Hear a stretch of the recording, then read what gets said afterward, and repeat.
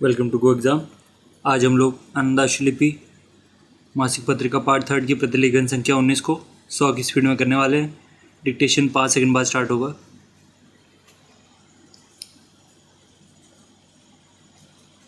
Start.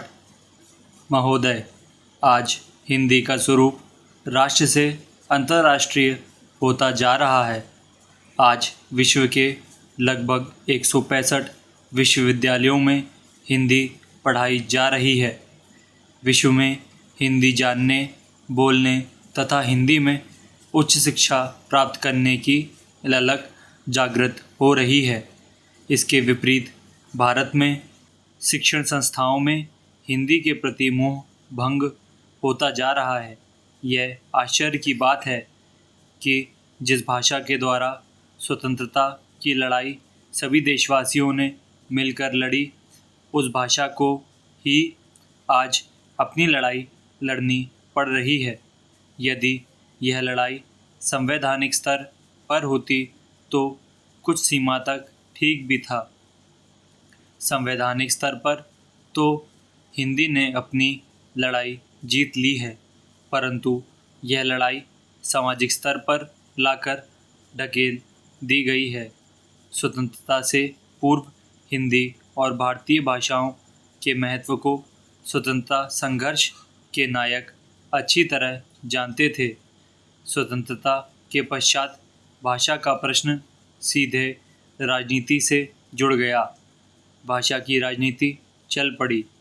राष्ट्रभाषा के विकास में हिंदी भाषी विद्वानों के साथ साथ हिंदीतर भाषा विद्वानों, चिंतकों, विचारकों, संत कवियों का योगदान रहा है। संत महात्मा चाहे दक्षिण के हों, चाहे बंगाल, महाराष्ट्र, गुजरात के या पंजाब के, सभी ने देश के कोने कोने में घूमकर हिंदी के प्रचार प्रसार में महत्वपूर्ण योगदान दिया। आज भी देश के कोने कोने में हिंदी प्रचारक गांधी जी के बताए अनुसार हिंदी प्रचार प्रसार में लगे हुए हैं। आज देश का कोई ऐसा शिक्षित क्षेत्र नहीं है जहां हिंदी का प्रचारक या हिंदी पंडित ना मिले।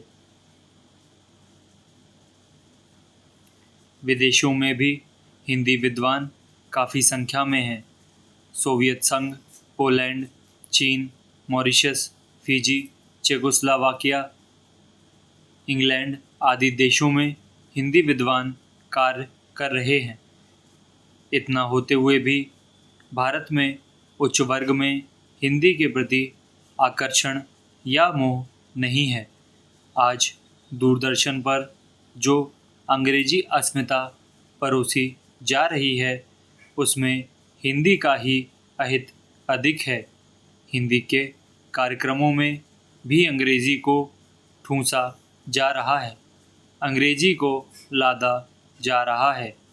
जब कोई अंग्रेजी वार्ता, समाचार, अंग्रेजी धारावाहिक आता है तो उसमें एक भी हिंदी का शब्द नहीं मिलेगा, परंतु हिंदी धारावाहिक समाचार में अंग्रेजी शब्दों की भरमार रहती है।